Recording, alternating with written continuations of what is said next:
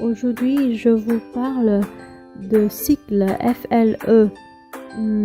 D'après moi, les cycles, ce sont des noms qui sont sous forme des abréviations et les cycles, ce sont les premières lettres des noms. Premièrement, c'est FLM. Français langue maternelle, c'est-à-dire la première langue apprise dans le contexte familial de manière intuitive et qui parle le français comme la première langue dans ce contexte et alors il est un locuteur natif. Et dans un contexte scolaire, travailler le français langue maternelle induit une analyse du fonctionnement de la langue. Deuxièmement, c'est FLE, français langue étrangère. D'après nous, nous apprenons le français comme une langue étrangère parce que notre langue maternelle, c'est le vietnamien et notre pays, la langue officielle, c'est seulement le vietnamien. Donc, la langue étrangère, c'est la langue qui est apprise en tant que langue étrangère dans un pays où elle ne joue aucun rôle. Comme vous savez, dans les autres pays, s'il y a des langues officielles, c'est-à-dire plusieurs langues officielles, pas comme nous. Nous avons seulement une langue officielle, une langue maternelle. Donc, le français, c'est la langue étrangère. Et l'objectif de FLE, c'est l'apprentissage dans un but personnel ou touristique, etc. Nous apprenons le français pour enseigner les autres, peut-être.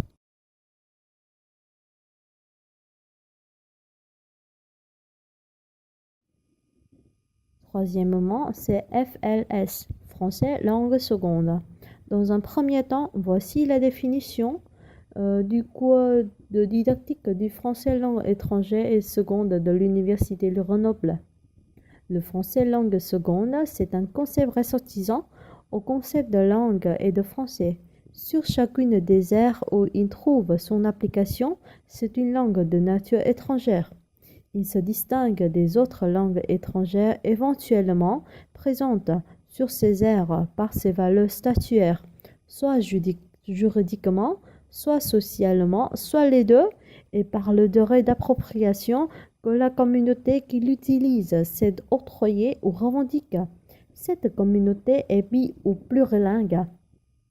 Par exemple, le Canada, c'est une communauté d'un pays qui utilise plusieurs langues et le français, c'est la langue seconde. Dans la région de la ville Montréal du Canada, on parle deux langues, c'est l'anglais et français. Donc, le français, c'est une langue seconde.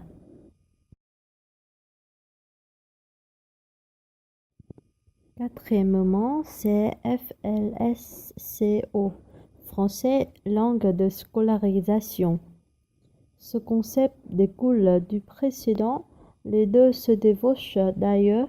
La spécification vient ici du fait que le français langue de scolarisation inclut un travail simultané sur l'oral et l'écrit en contexte scolaire.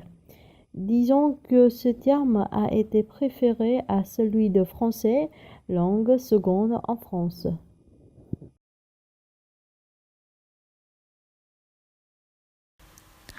Cinquièmement, c'est le FNI, français langue d'intégration.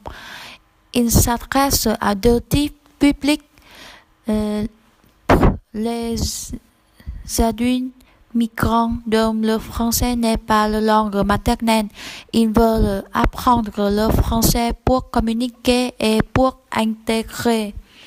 Et les étudiants étrangers qui font le français pour travailler, pour sortir de l'université, pour le master ou le doctorat.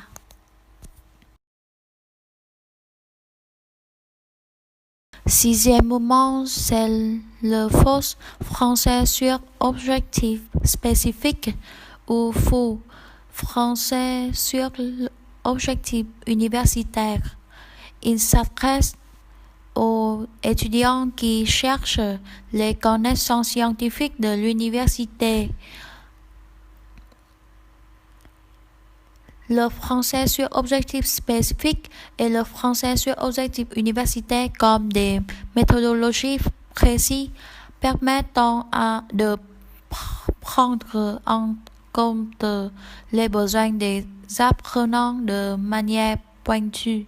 Ils sont toutes les deux des déclinaisons du FNE en français ou à l'étranger. Ces méthodes permettant de construire des formations spécifiques aux besoins analysés sur le terrain peuvent donc s'intéresser à du FNE ou FNI, mais aussi du français de spécialité. C'est le cas du français sur objectif universitaire.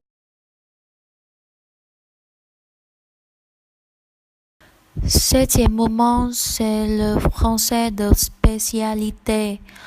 Il correspond à un enseignement FLE, mais s'applique à un domaine particulier, médecin, etc.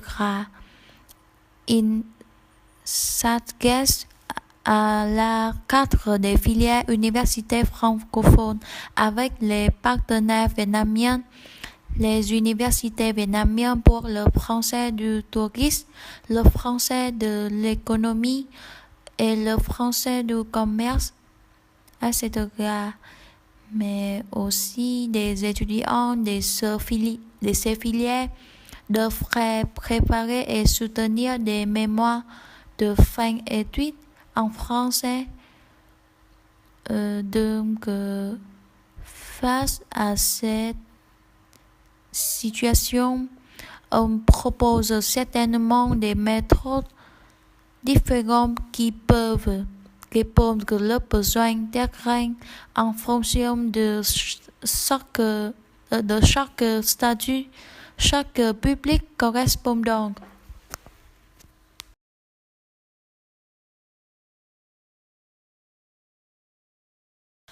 Huitième moment, c'est le FNP, français langue professionnelle. Il s'adresse à des salariés francophones ou non francophones qui exercent entièrement leur profession en français. Selon mes lectures, le terme est réservé à l'enseignement en contexte francophone et avec pour objectif sous-jacent l'intégration par le travail des publics migrants.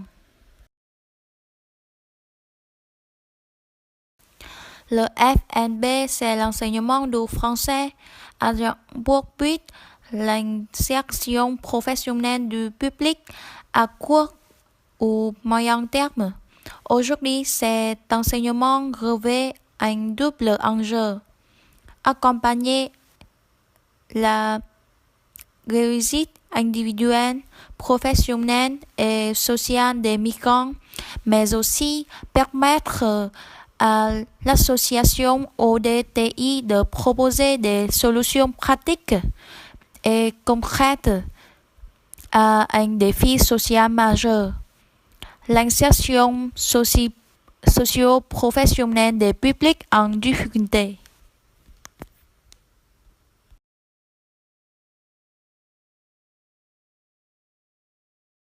Pour conclusion, premièrement, sauf la partie 5 et 8 qui ne sont pas présentés au Vietnam. Deuxièmement, comment enseigner la langue vivante d'eux, comme la méthode impérative qui permet de comparer ou de voir l'influence ou l'interférence d'une langue sur l'autre. Il y a des différences, il y a des ressemblances. Troisièmement, choisis une méthode pour enseigner pour le français comme la langue.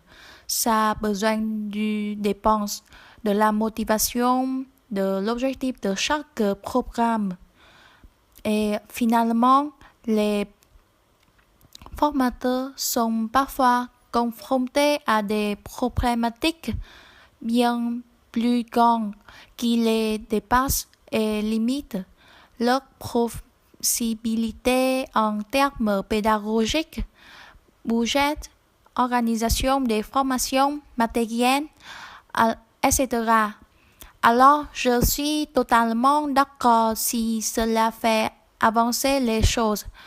Reconnaissons la spécificité du FNI, mais laissez-moi en douter.